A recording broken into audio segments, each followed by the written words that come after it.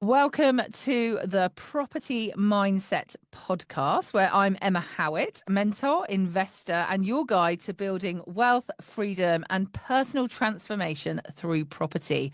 Remember, property isn't just about bricks and mortar. It's about building the life you truly desire. In this space, we don't just talk strategy, we deep dive into mindset. Something that I've found is often missing in other industries, but has been an absolute game changer in the professional property circle. So today I'm really excited to be talking to Craig Shields. Welcome, Craig. Hi, how you doing? All right? Yeah, Thanks for fantastic. inviting me on. It's great. No worries. So jumping straight in with my first question, Craig, what Yeah, is the boldest decision you've ever made in your property career, and how did it shape your journey?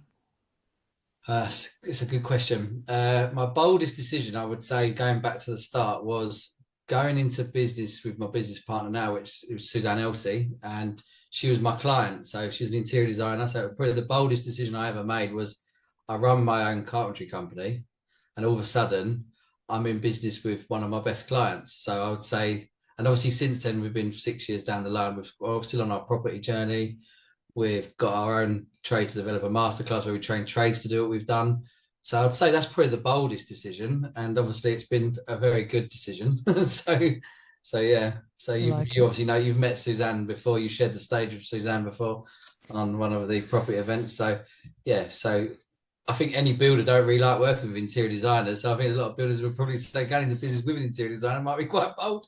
so so I love yeah. it. I But love it. yeah. Fantastic. So for those people that sort of don't know you, can you just explain sort of a bit of your journey? Obviously, you started in carpentry and now you are a really successful property developer.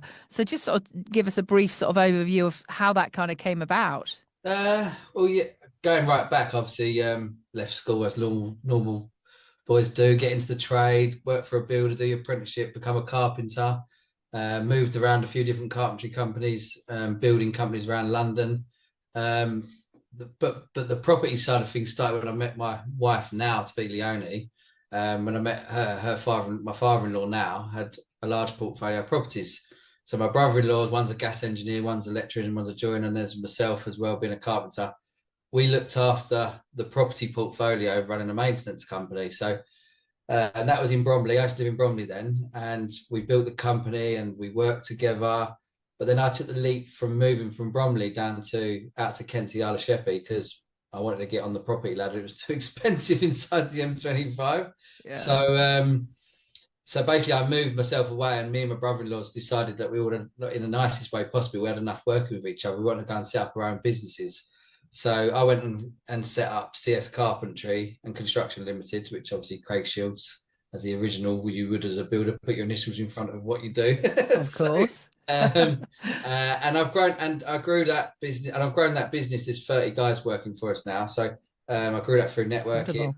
Got 3 site managers, a couple of contracts managers. We were doing all types of internal and carpentry works all over Kent, and we stopped our small works last year because developments basically. So 5 years ago I got into developing, which I mentioned a minute ago, with Suzanne, and I got a best friend of mine, Alex. We got 2 companies, one called Link ID, one called Eagle Eye Property Limited, which is a portfolio companies, and the aim was to buy properties and feed ourselves work, because I basically got really frustrated with clients letting us down, not doing things right, going over time, and it wasn't our fault and it made us look bad. The general way builders go. I'm not saying every builder's out there is perfect, but I'm not saying builders get bad names and they're probably doing a good job, sometimes. So we had that going on, and I was doing a large development over in Dagenham. We're building 18 houses, and the developer I was working for there was sort of like, we would meet with him regularly on a base, having coffee and everything. And he started to explain to me about finances and that, and how you could get 100% loans on planning with planning permission. And then the penny started dropping. So we were like, hold on a minute, we could probably pay ourselves here to do our own job. So then we just took the leap really. And then today now we've got 2 clients which are property developers. So we work with them on their development. So one of them's based around Dartford, one of them works in Thanet area. So we're building commercial to residential conversions for them, but we've also got our own commercial to residential projects going on. So my company, CS Carpentry, can take on 4 large jobs, and them large jobs being around about £900,000 contracts. So building about from 8 units upwards. So basically what we want to do is we wanted to have profit play and asset play within the business. So obviously doing client jobs and then building our own assets for long term. So that's where we sit in the market at the moment. Is we're a carpentry company, but we don't do carpentry works for anyone no more.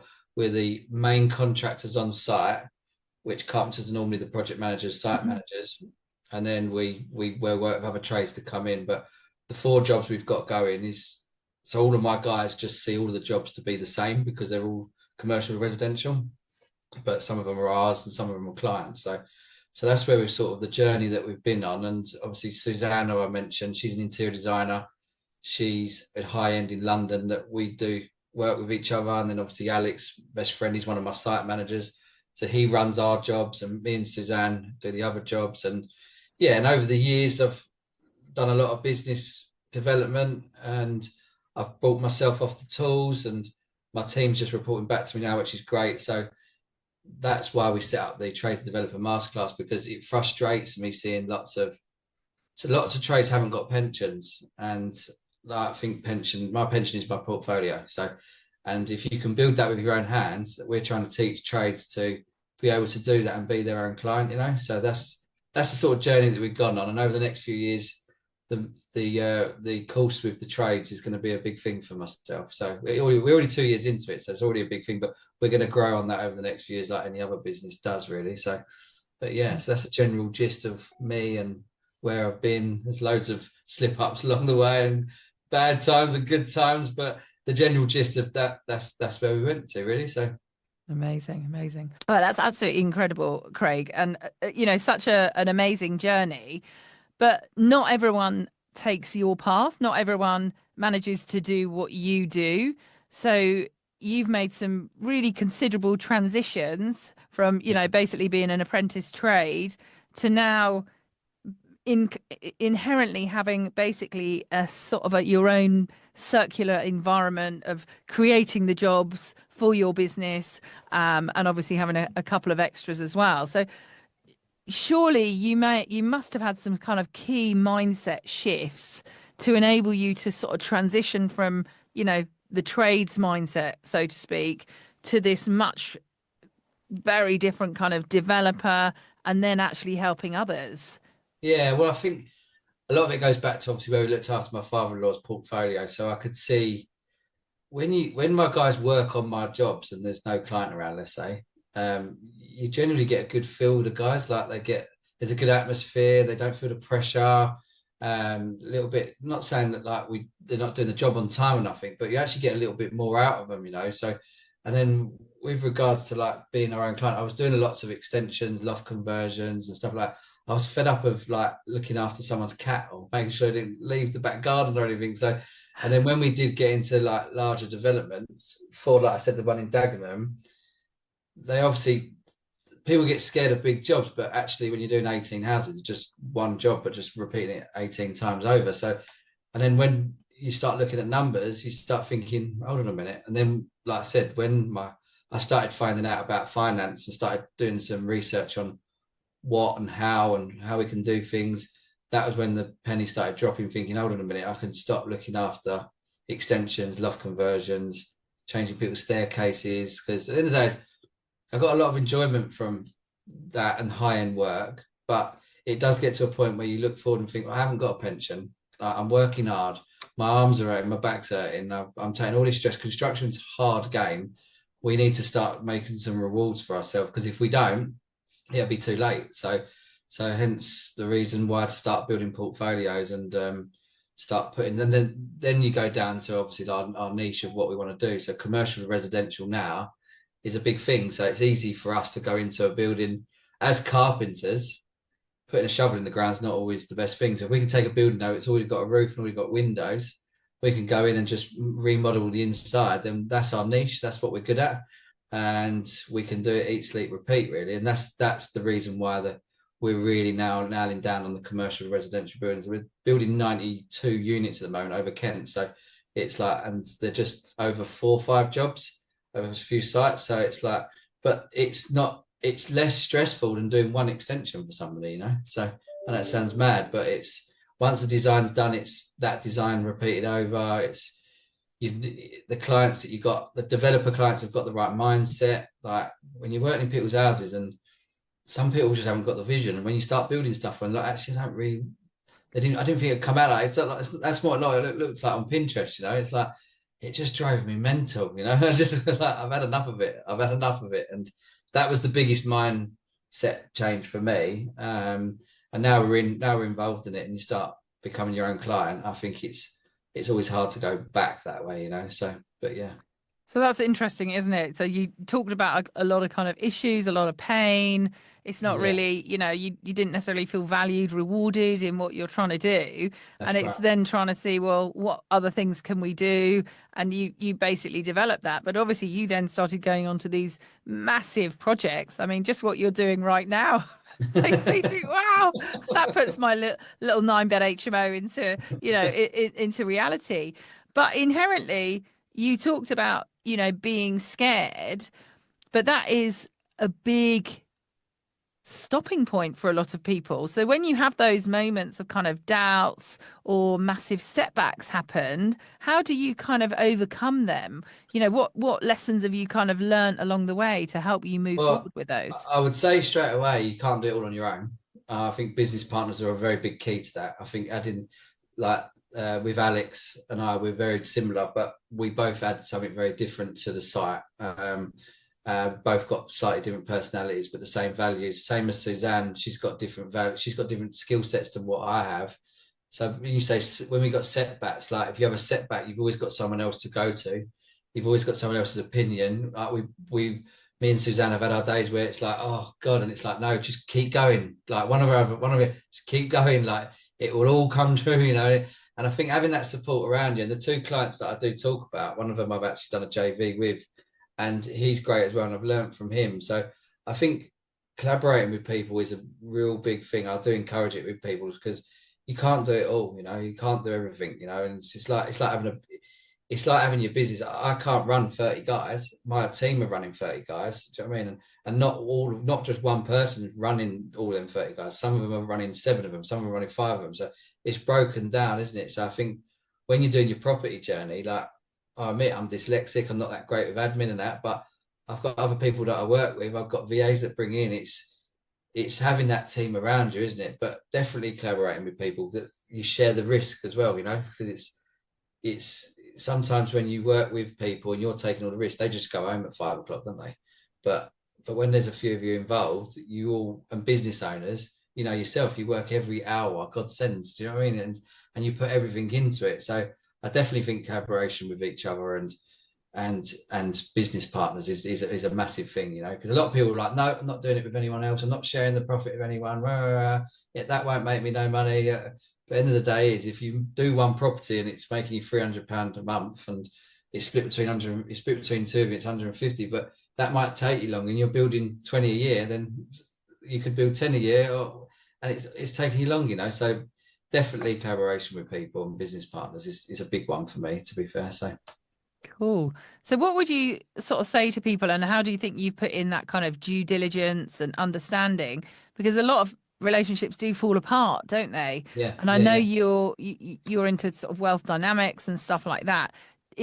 Did you do a lot of due diligence beforehand Yeah, to well, funny start enough, you with say these? wealth dynamics. So Alex, me, and Suzanne are all the same. We're all creators.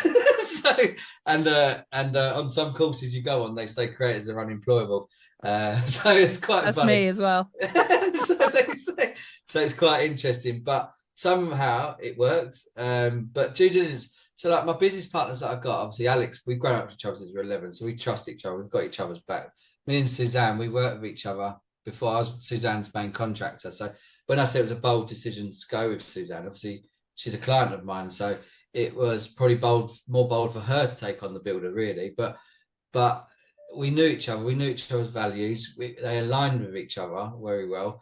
I think you know as well, like you get gut feelings about people, and I think my mum's always taught me is like if your gut feeling's there, just listen to it. So like there's some people I've met, I've even investors that we've met and we've gone and had coffee with them and we've walked out, but they're not the right investor for us. Even though they might have £100,000 they want to invest, you're like, they're not good, they're going to cause us a problem, you know. And I think gut feeling and going with it, but due diligence, obviously, if you're meeting someone for the first time, you've got to do a lot of due diligence. Lucky enough, I've built the relationships over time. And obviously, being in BNI for a long time, you get to know people, don't you? And you know who good eggs are, bad eggs are, and you know who you can work with, you know people you can't work with. So you know who's going to be a difficult client, you know who's not going to be a difficult client, you know. And I think that's really key to do that. And lucky enough, with and even my other JV partner I've done, he's been my client for 5 years, and we've just finished a JV with each other, a bank conversion.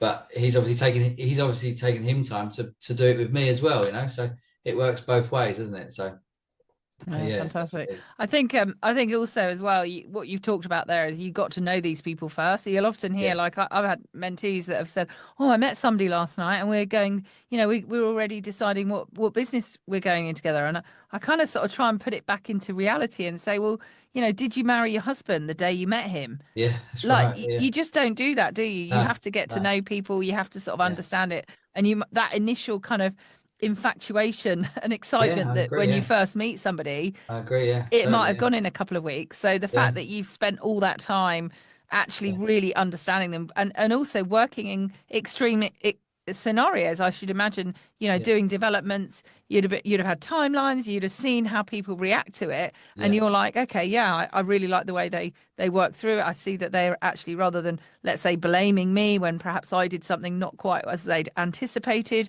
yeah. they actually reacted in a positive way rather Yeah, than a yeah, negative. they work with. Yeah, I totally agree. I haven't never set up a business with someone I met the day after we've got into business with each other. I don't think. I think even with some of my bigger clients, like one of the big clients I'm working with now, I was meeting him for 2 years for coffee before he even took us on as a builder. You know, and I think, and it works both ways, doesn't it? It's like he wasn't ready to take us on because he was doing smaller developments, but he knew the bigger development was going to come to be able to afford what my setup is. And but we were meeting, we were having coffee, we were keeping in contact, we were liking each other on Facebook, we were meeting up. He's an architect as well, so I worked with him on other jobs. And you never know, me and him might do something in years to come together, but we've got relationships been going for 3 years, and I've been on his site for a year. It's all about, I think that's what BNI was a big thing for me as well. BNI relationships is it's a massive part of business, isn't it? To be fair. Absolutely. So So with your, so obviously you do your investment yourself, you obviously do your developments, and you also, which I find just absolutely brilliant, help tradespeople become investors. So exactly like you've done, you've got your skills, why not use it for yourself? yeah, But what yeah. do you see is, so these are potentially people that have got skills and trade experience, but haven't got the sort of property investing experience. But around their mindset, what do you sort of see their biggest mindset mistakes that you see with those people starting out in property investing? Well, I think so. Our course that you mentioned, Trades Developer, the reason it's called Trades Developer is that we set up over 12 months, and the first 6 months is all based on the trade. So we want to make sure that people are doing things right in there because we've got very good trades people, but they can't run a business. And they are the main ones that do the job. And they're like, I can't get no one else to do it. I've got to do it the best. And like we're sort of like guiding them to sort of like, right, you need to get the business out of this, you need to get VAs, you need to do this, you need to do that, you need to turn up to jobs when you're supposed to turn up to jobs, you need to do estimates when estimates are supposed to, because to be fair, like being on the trade side of things, I understand, like I've heard it from both sides. Oh, he never turned up and gave me the price. Like he's probably a really good tradesperson, but it's just they haven't got the business side of things. So what we try and do is we try and get their business set up, and then we get them to come away from their business to give themselves some more time. So a lot of the pushbacks we have in the first year is letting go. Like they don't like to let go because they're perfectionists. A lot of tradespeople are perfectionists. So letting go and realizing that like 80% is good enough. Do you know what I mean? And to be able to employ people and let them take that on. And then once they're ready, the second part of the course is taking them through the options of what I said, like showing them the pennies dropping that you can get certain finances, you can do this. You've actually got people around you that might invest into you, and you're giving them the opportunity rather than you're giving them. And It's just giving them that mindset, pushing it through. But a lot of them like are just got no systems in place. They've got no, they're doing their admin when they're getting home. They've got no time with their family. So that's why we're really important to get the trade side of things done. So we've had it all accredited now that if they do the first 6 months, they actually get an MVQ at the end of it as well. So it's probably more than what they left school with as well. So it's like, it's really good. So it's like, once they get past that, then obviously they can push forward and they give themselves more time to then, because obviously, property, and I learned quite quickly, it's a totally different business. It's completely different. But they've obviously got the skills to do the property side of things, but there's so much in the background that they will need to focus on. And we want to make sure that they're like, they can run basically before they can walk before they run basically. Do you know what I mean? So, and that's the whole point of the trade to develop a bit. But yeah, that's how it's set up really. So it sounds as though the element behind that is a lot of it, isn't it? Is we talk about these kind of big kind of mindset shifts and stuff like that, but inherently you can break it down to being pretty simple, isn't it? Like you have a goal, and then you need to get organized.